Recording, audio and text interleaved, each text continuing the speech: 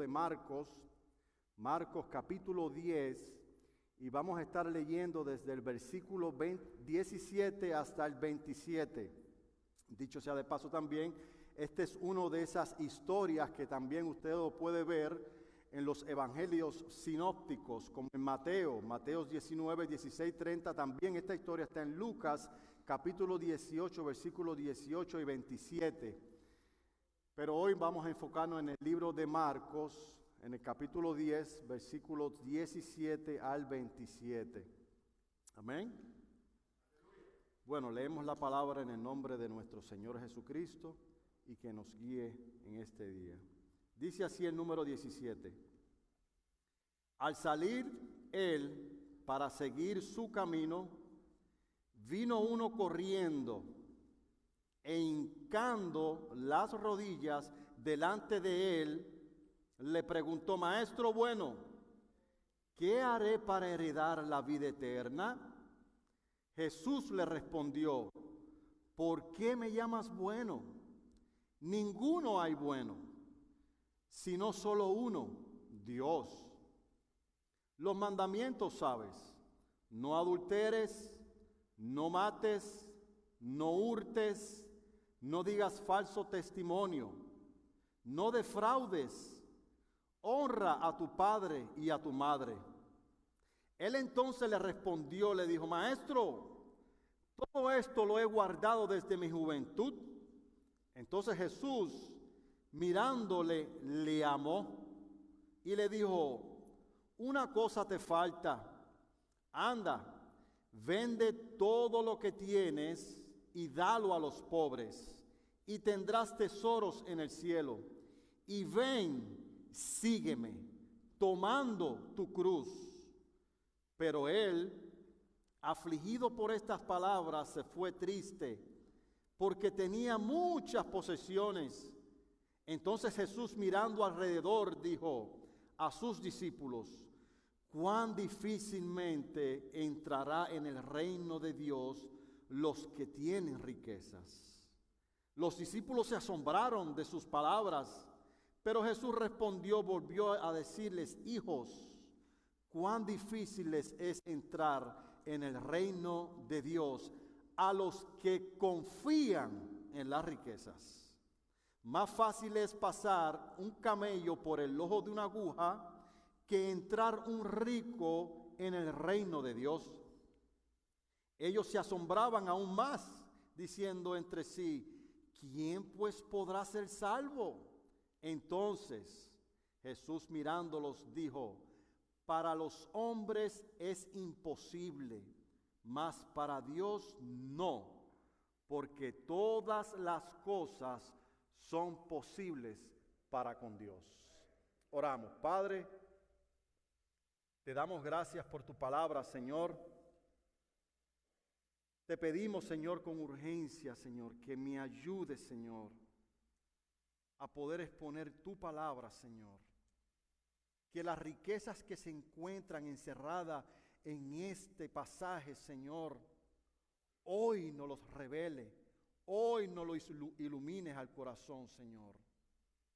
Y que podamos atesorarlo dentro de nuestros corazones, Señor, para salir cambiados de este lugar, Señor.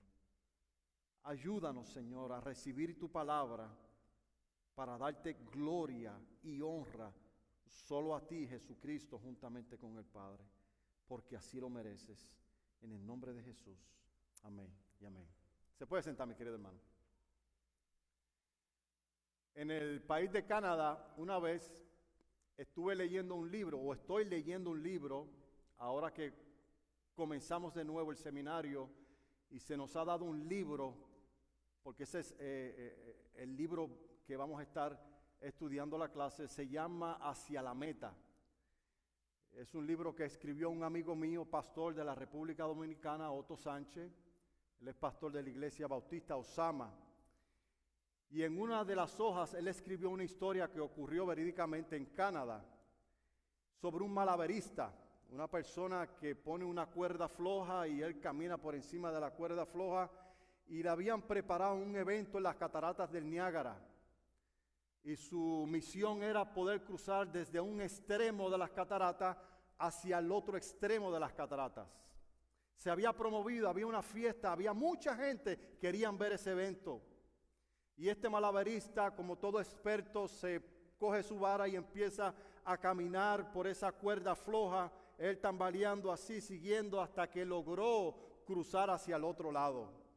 Cuando cruzó hacia el otro lado, la algarabía, la gente estalló en emoción, empezaron a aplaudirle y le tenían un podium como este preparado para que él le pudiera dar gracias a todos aquellos que habían asistido a ese evento.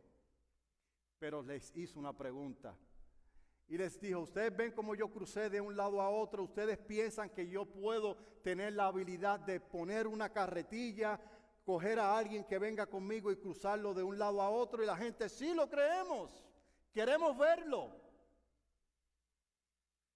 Pero todo cambió cuando él empezó a hacer la invitación personalmente a la gente de allí. Empezó a señalar: ¿te atreverías tú a montarte en la carretilla para que yo te lleve?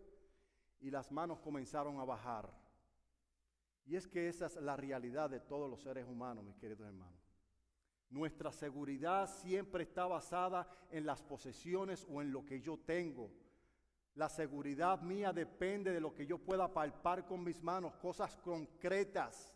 Cuando mi seguridad y mi dependencia dependen totalmente de otra persona, se nos hace muy difícil seguir a esa persona. Porque tenemos la tendencia como seres humanos de tener el control de lo que yo pienso que me pueda dar seguridad. Y esa es la triste historia, mis queridos hermanos, que vamos a ver aquí hoy. Un hombre que confrontó a Cristo, un hombre que le preguntó a Cristo: ¿cómo puedo obtener la vida eterna? Pero eso fue un acercamiento totalmente fallido. Y eso es lo que queremos ver. Según hemos leído, hermano, y vemos las características de este joven, dice la palabra de Dios que era un joven rico, tenía mucho dinero. Y las riquezas, hermanos, las riquezas pueden producir un sentido de felicidad en nosotros. También pueden generar un sentido de comodidad al poder adquirir lo indispensable de esta vida. También nos da la seguridad de poder darnos los lujos que nosotros queramos.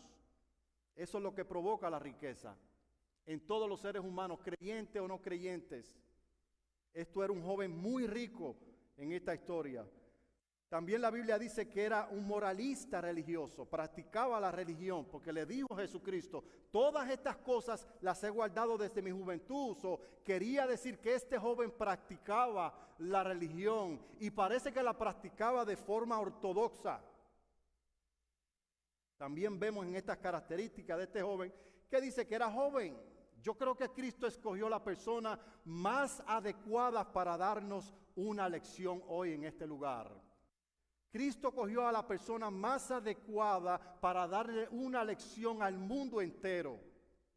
Era joven y en el tiempo de aquellos, en el contexto para aquellos tiempos o en el contexto judío, un joven comenzaba su juventud desde los 12 años y terminaba su juventud adulta a los 40 años. O que podemos deducir que este joven estaba entre los 25 a los 40 años.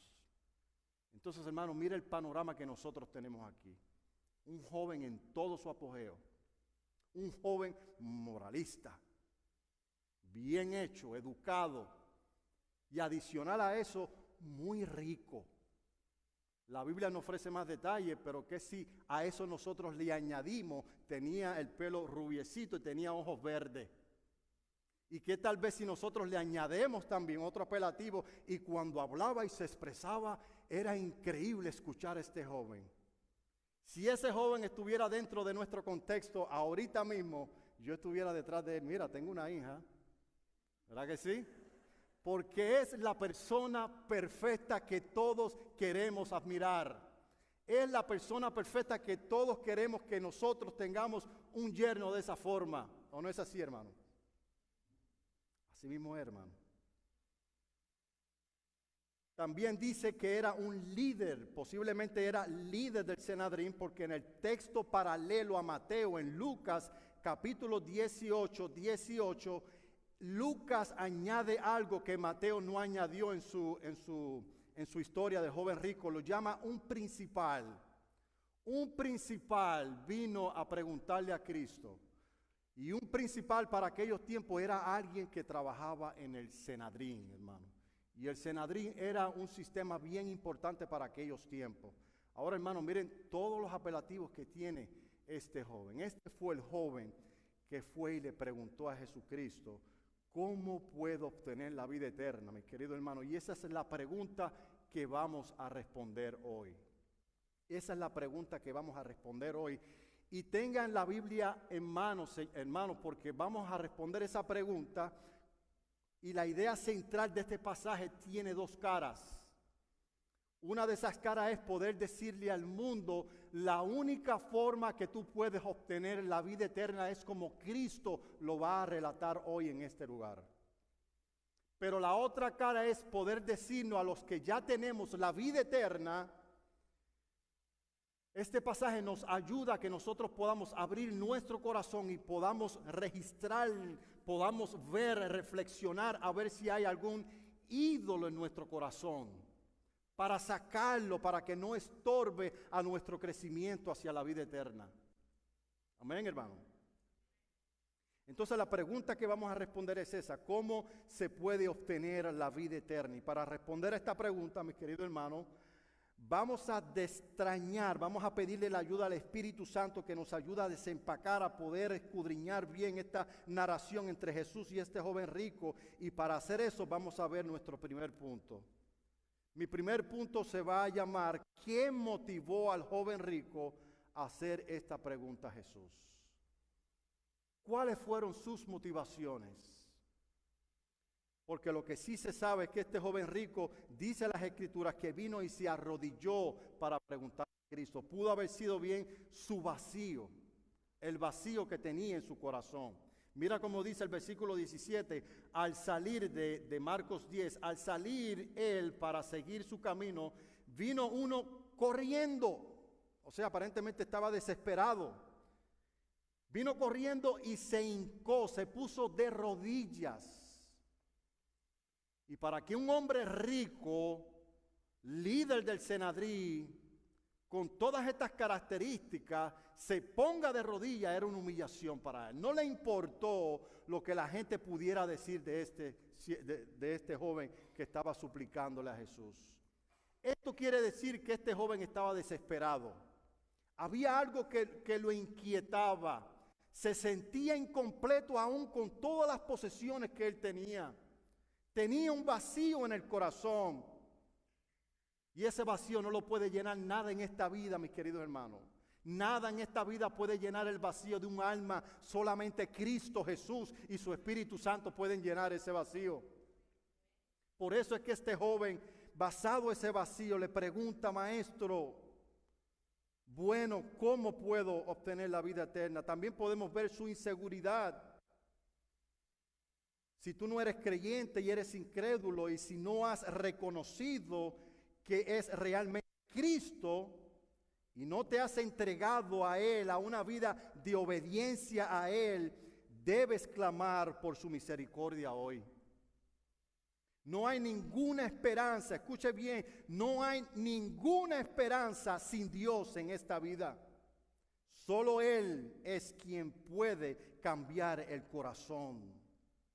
Tus intentos serán como humo disipado por el viento si no lo tienes a Él.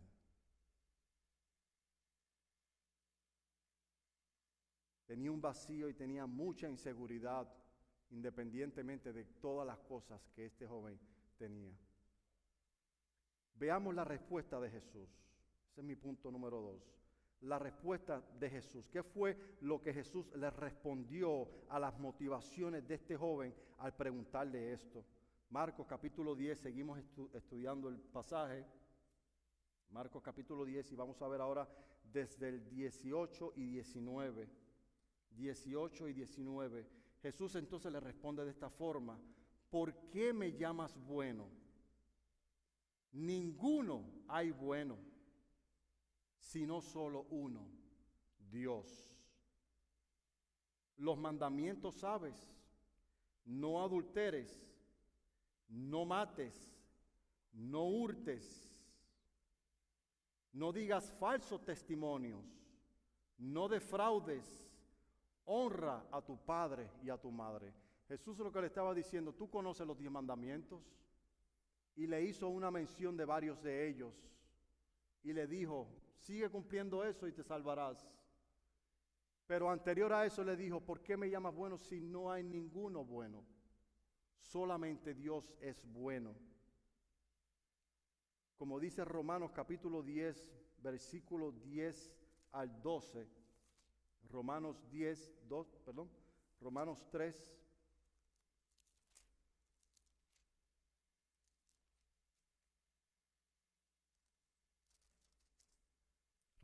capítulo 3, versículos 10 al 12, dice así, como está escrito, no hay justo ni aun uno, no hay quien busque a Dios, todos se desviaron a una y se hicieron inútiles, no hay quien haga lo bueno, no hay ni siquiera uno. Ahora, hermano, yo sé que según los estándares seculares, yo puedo ser mejor que otra persona. Yo estoy seguro que yo puedo decir que el pastor Chuy es mucho más bueno que Adolfo Hitler, basado en esas condiciones, basado en esos estándares humanos. Pero cuando nosotros tratamos de levantar esos estándares a la divinidad comparado a Dios, nadie es bueno, nadie. Porque hay que ser perfecto como Dios es perfecto para autodeclararse bueno. Jesús fue el que le dijo, nadie es bueno. No quería decir que Jesús lo era, porque Jesús era Dios. Él sí era bueno. Y él sí podía decir que era bueno. Pero él quería atacar un problema que tenía este joven. Este joven, de acuerdo a su práctica religiosa, pensaba que por sus buenas obras, por obrar bien, podía ganarse la vida eterna. Pero no era así, mis queridos hermanos. ¿O será que Jesucristo estaba promoviendo que la salvación o que la vida eterna se podía obtener por obras? Cuando le dijo, tú conoces los mandamientos, cúmplelos. ¿Será que Jesucristo estaba promoviendo la salvación por obra? Absolutamente que no. Si nosotros vemos en el texto paralelo, en Lucas, le voy a invitar que vayamos a Lucas en el versículo 10, en el capítulo 18, mira lo que Lucas dice de estos dos personajes, y dicho sea de paso, esto que vamos a leer está en el trasfondo de la historia que nosotros estamos leyendo, o sea que no hay una desconexión de una cosa y la otra, está dentro del contexto. Lucas 18, versículos 9 al 14, mira cómo dice, a unos que confiaban a sí mismos, vamos a leerlo lentamente para que lo podamos entender, a unos que confiaban en sí mismos como justos, y menospreciaban a los otros, dijo también esta parábola. 2 hombres subieron al templo a orar. Uno era fariseo y el otro publicano. El fariseo, puesto en pie, oraba consigo mismo de esta manera: Dios, te doy gracias porque no soy como los otros hombres, ladrones, injustos, adúlteros, ni aun como este publicano. Mira cómo dice ahora, ayuno 2 veces a la semana. Wow, tenemos aquí un súper espiritual. Sigue diciendo, doy diezmo de todo lo que gano. Hermano, voy a preguntar aquí, sean honestos, ¿cuántos de ustedes que están aquí ayunan 2 veces a la semana? ¿Cuántos de los que estamos aquí diezmamos de todo lo que recibimos? Se supone que así lo hagamos, ¿verdad que sí? Pero aquí este hombre está haciendo eso y está alardeándose a él y está haciendo una comparación de que él es merecedor del cielo porque él no era como los otros. Sigue diciendo el 13. Mas el publicano, estando lejos, no quería ni aún alzar los ojos al cielo, sino que se golpeaba el pecho diciendo: Dios, sé propicio a mi pecador. Os digo que éste descendió a su casa justificado antes que el otro, porque cualquiera que se enaltece será humillado, y el que se humilla será enaltecido. Amén. Entonces, hermanos, vemos claramente que Jesús, cuando le dijo al joven rico que siguiera practicando los mandamientos, no estaba diciendo que la salvación o la vida eterna se podía obtener por el cumplimiento de unos mandamientos o por obras. Si usted se da cuenta, Jesucristo le hace mención de los mandamientos que tienen que ver con los seres humanos. Y eso me lleva a mí a mi tercer punto. Vamos muy rápido, ¿eh? Mira lo que Jesús le responde, la imposible invitación de Jesús al joven rico. Ya vimos la pregunta, que fue lo que motivó al joven rico a hacerle esta pregunta a Jesús. Vimos cuál fue la respuesta del Señor Jesús. Ahora, dentro de esa respuesta, el Señor le va a hacer una invitación que para él era imposible cumplirla. La imposible invitación de Jesús al joven rico. Y para eso vamos a seguir en Marcos. Vamos a seguir con Marcos, capítulo 10, y vamos a ver ahora desde el 20 hasta el 22. Dice así la palabra: pero cuando Jesús le dice, ¿cuál dije? Desde el 20. Entonces respondió, le dijo: Maestro, todo esto lo he guardado desde mi juventud. Entonces Jesús, mirándole, le amó. Esa palabra le amó, solamente Marco le añade. Lucas y Mateo no añade esa frase, lo amó. Y esta palabra lo amó es que sintió compasión por este joven. Sintió compasión. Y le sigue diciendo: una cosa te falta. Anda, vende todo lo que tienes y dalo a los pobres. Ahí se la puso bien difícil. Y tendrás tesoros en el cielo, y ven, sígueme tomando tu cruz. Es imposible para un ser humano, hermano, seguir eficazmente al Señor Jesucristo si no has pasado por el proceso del nuevo nacimiento o por la regeneración del alma. No se podrá seguir al Señor eficazmente, y muchísimo menos cuando estas personas tienen ídolos en su corazón. Y es aquí donde lo quería llevar Jesucristo. No era que el Señor estaba promocionando la salvación por obra. Lo que el Señor quería era llevarlo a que él pudiera ver cuál era el problema de no cumplir con todos los mandamientos. ¿Ve cómo le dijo? Una cosa te falta. Ve, da todo lo que tú tienes a los hombres y sígueme. No solamente le dijo, da todo lo que tú tienes a los hombres. No, dalo y sígueme, tomando tu cruz. ¿Se acuerdan la historia del malabarista? Cuando él empezaba a hacer la invitación a la gente para que vinieran y confiaran en él, que él lo iba a montar en la carretilla y que lo iba a llevar al otro lado, la gente no quería confiar porque ellos se sentían seguros con lo que ellos tenían. Ahora Cristo está atacándolo de igual forma. Tú te sientes seguro con lo que tú tienes. Yo te estoy diciendo que te despliegues de todas esas cosas y confíes en mí para que yo te lleve hacia la vida eterna.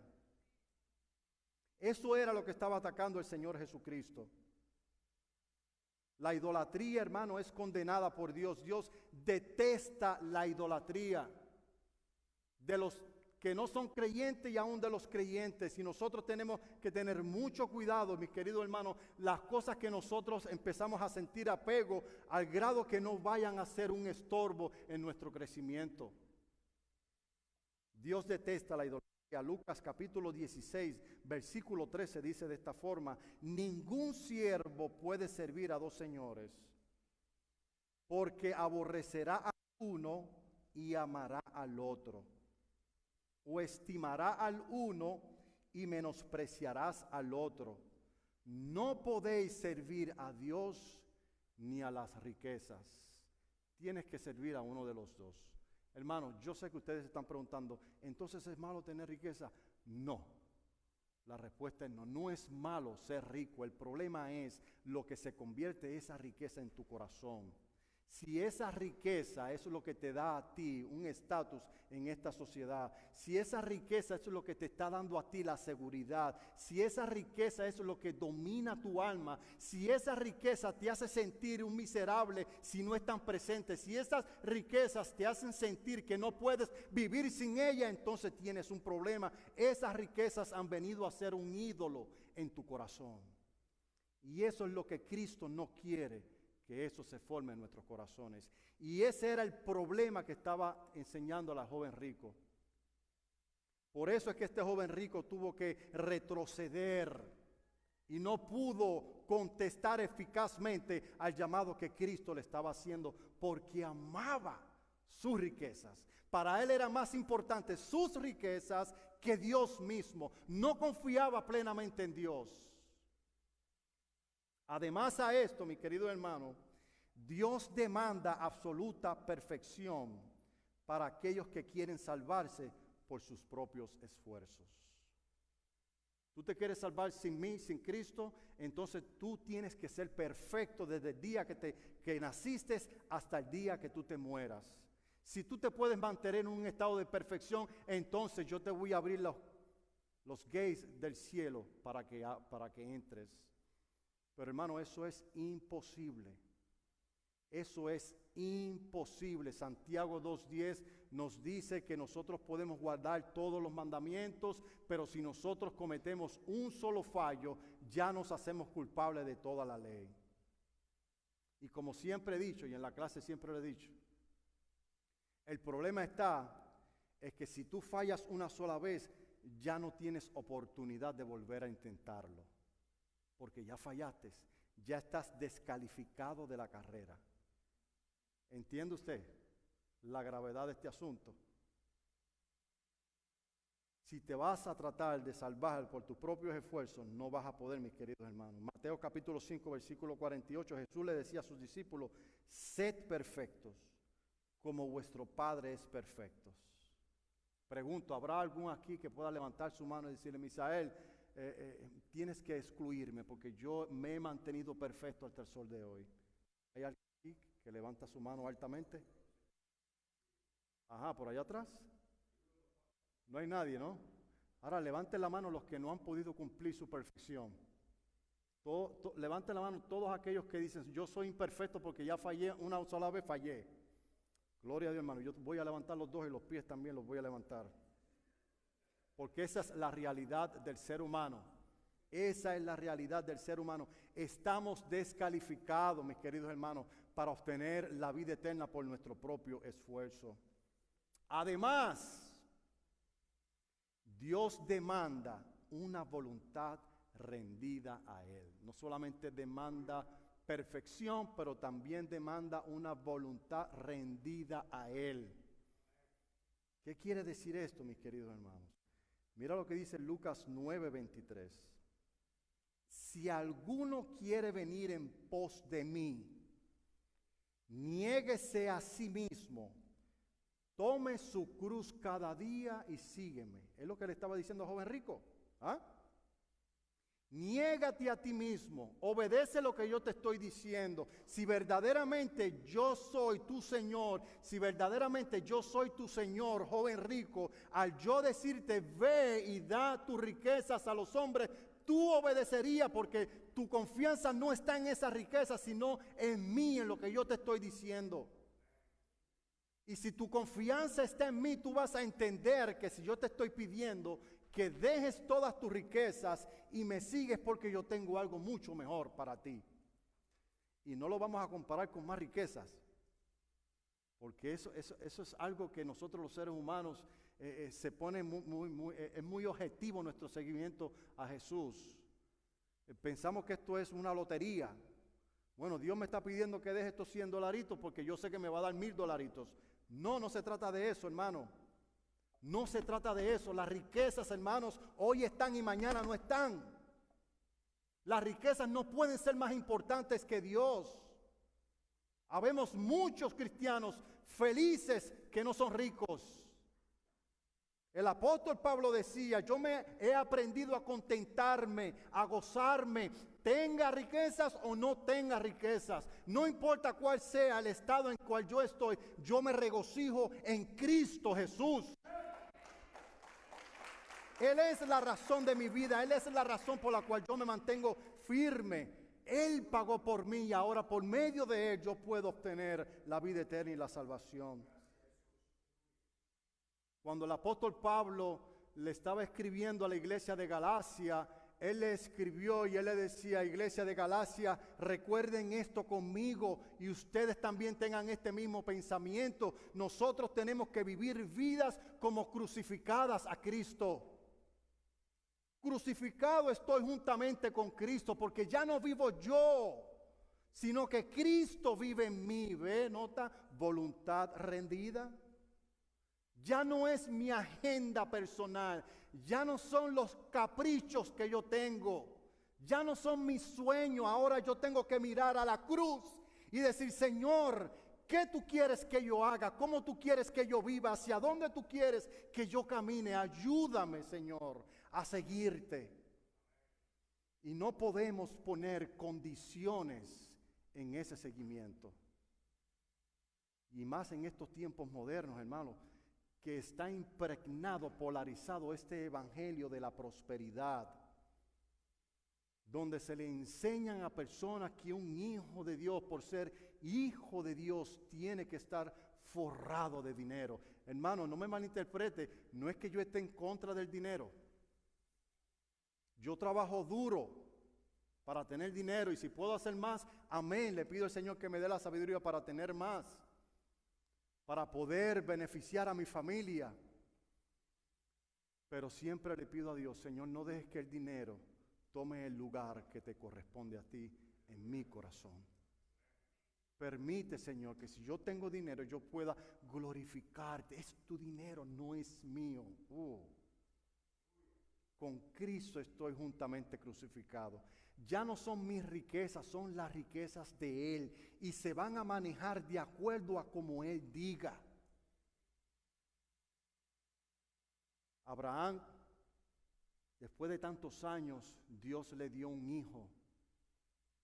Y Dios, para asegurarse de que este hijo que tanto amaba a Abraham, porque lo amaba locamente, imagínate, no podía tener hijos con Sara, con la mujer que él verdaderamente amaba. Y más que era el hijo de la promesa, por medio de Isaac era que iba a venir la descendencia del Mesías. Estaba loco.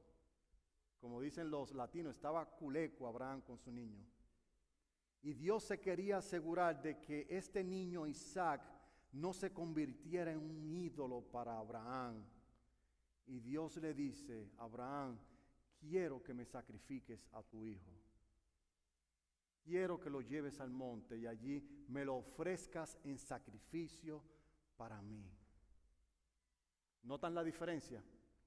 Abraham fue, no dice los detalles, si luchó Abraham, si luchó, si lloró, si le reclamó al Señor, no se sabe nada de eso. Lo que sabemos es que él terminó en la montaña y justo cuando estaba a punto de sacrificar a Isaac, Dios lo manda a parar. Y le dice a Abraham, no lo hagas, porque hoy has probado que eres obediente, que soy yo más importante que lo que es tu hijo para ti. Para este joven rico no era tan importante Dios. Era más importante su riqueza, su nombre, su prestigio.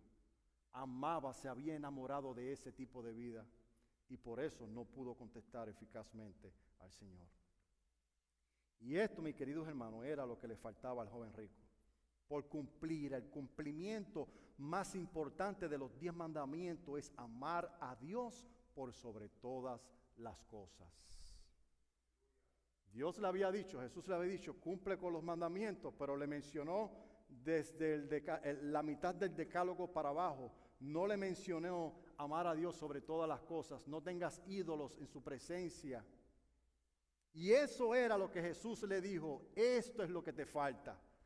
Amar a Dios por sobre todas las cosas, porque cuando amamos a Dios por sobre todas las cosas, cuando Dios nos pide algo, nosotros nos desprendemos de eso. porque Dios está ocupando un primer lugar en nuestra vida. Ahora vamos a ver nuestro cuarto punto y último punto, y ya con esto vamos cerrando. ¿Cuál es la solución entonces? ¿Cuál es la solución? Y ahora me voy a dedicar a la práctica. ¿Qué es lo que tenemos que hacer? ¿Cuál es la solución entonces para heredar la vida eterna? Claramente Jesús enseña que para los hombres es imposible ganar la vida eterna, como dice Marcos capítulo 10, versículos 23 al 27. Lo leemos. Entonces Jesús, mirando alrededor, dijo a sus discípulos: cuán difícilmente entrará en el reino de Dios los que tienen riquezas.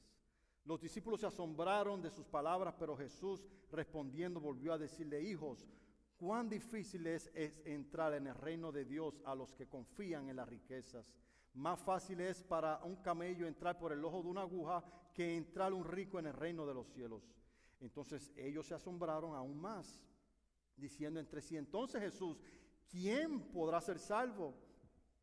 Entonces Jesús, mirándolos, dijo: para los hombres es imposible.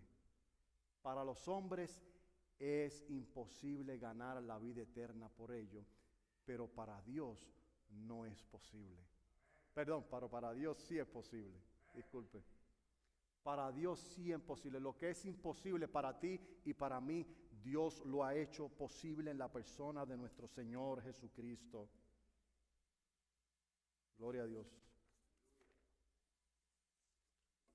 La Biblia nos dice que Jesús es el camino, la verdad y la vida. Y nadie puede ir al Padre si no es por Él. Juan capítulo 3, versículos 16 y 17 dice: porque de tal manera amó Dios al mundo, que ha entregado a su Hijo. Aquí está la posibilidad. Para lo que los hombres es posible, para Dios es posible. Entonces Dios da a su Hijo para que todo aquel que en Él crea no se pierda, mas tenga la vida eterna. Porque no envió Dios al Hijo al mundo para condenar al mundo, sino para que el mundo fuese salvo a través de Él.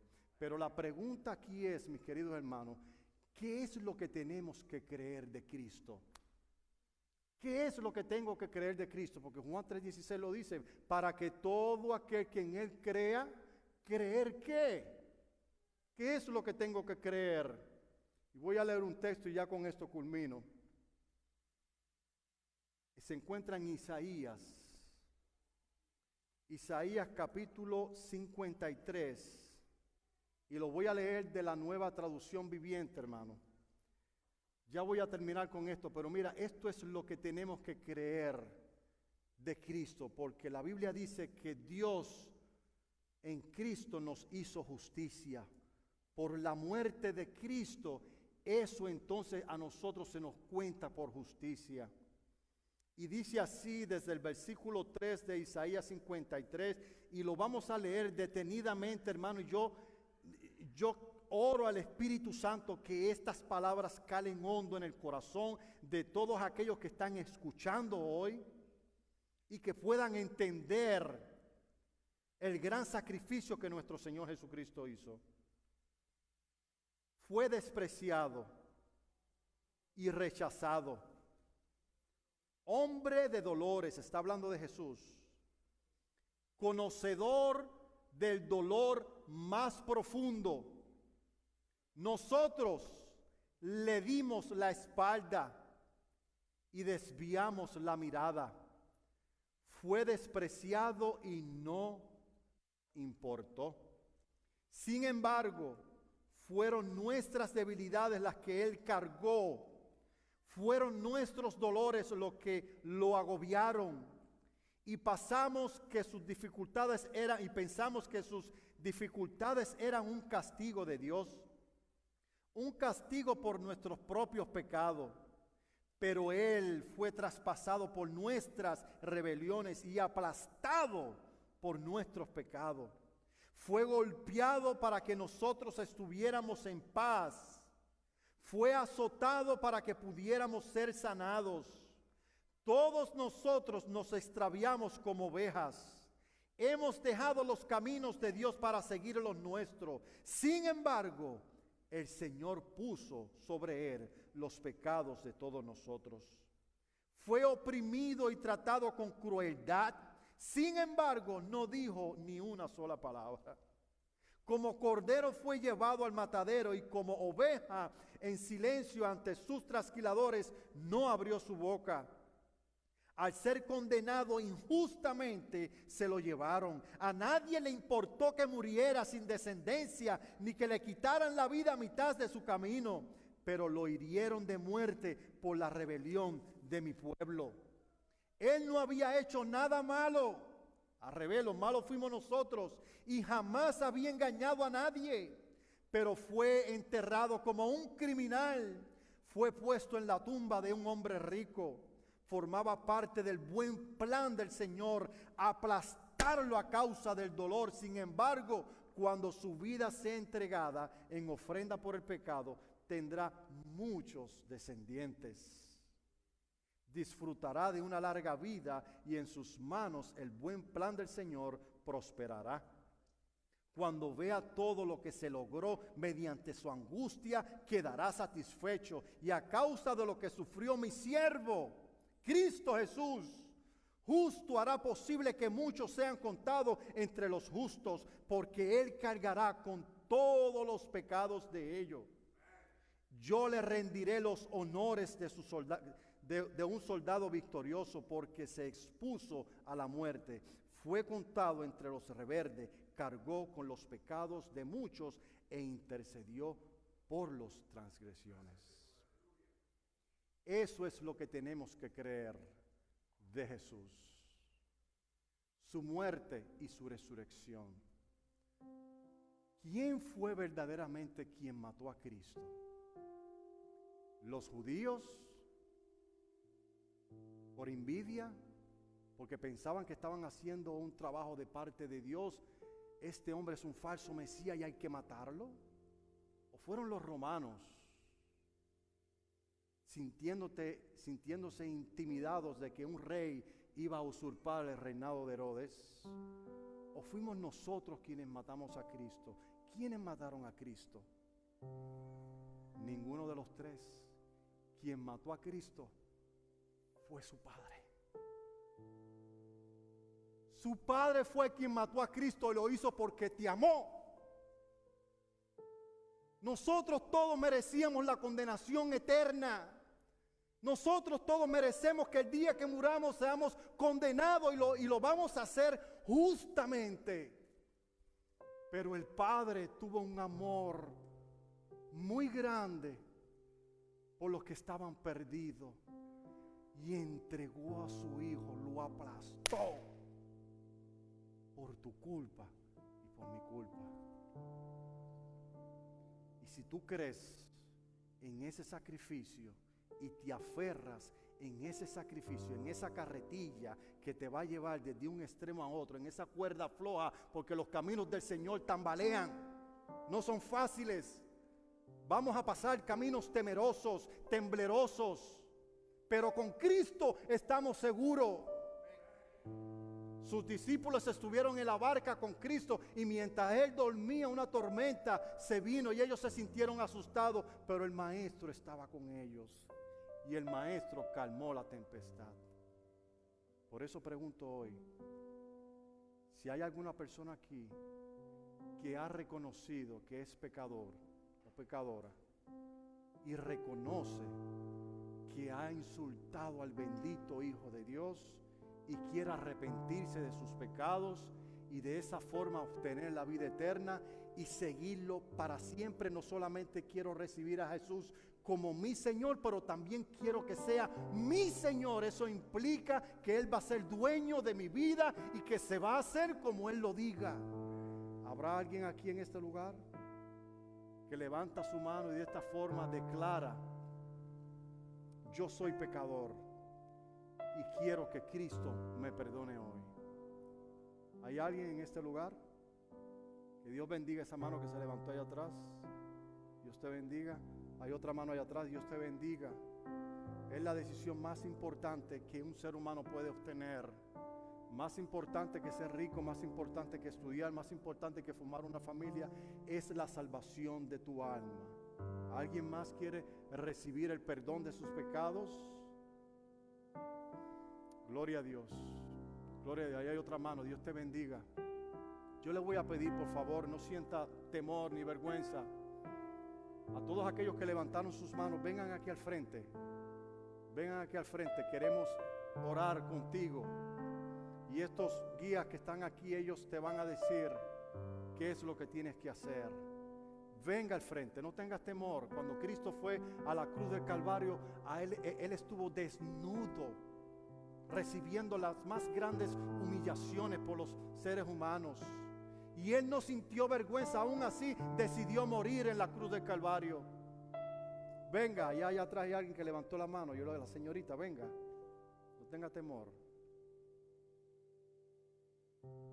Y para ustedes, hermanos, los que hemos recibido la vida eterna, este pasaje yo creo que nos ha ayudado a rebuscar en el corazón y a estar convencido de que no puede haber nada que domine mi corazón que no sea la persona del Hijo de Dios. Amén. Que Dios les bendiga, mis queridos hermanos. Vamos a hacer una última oración y después le paso la parte a mi hermano Jaibel, que va a dar los anuncios.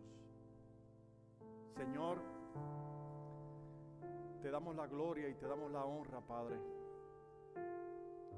Bendice estas almas, Señor, que han venido, Señor. Tú las llamaste, Padre. Tú las escogiste desde antes de la fundación del mundo, Señor. Y como resultado a eso, Señor, ellos están aquí, Señor,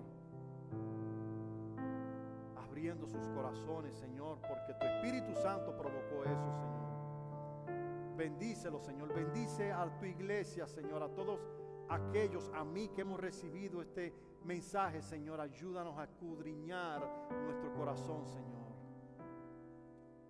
para que tu precioso nombre, Señor, sea glorificado a donde quiera que vayamos. Porque te lo pedimos en el nombre de Jesús. Amén y amén. Que Dios les bendiga, hermano. Se puede sentar, lo que mi hermano Javier pasa con los anuncios.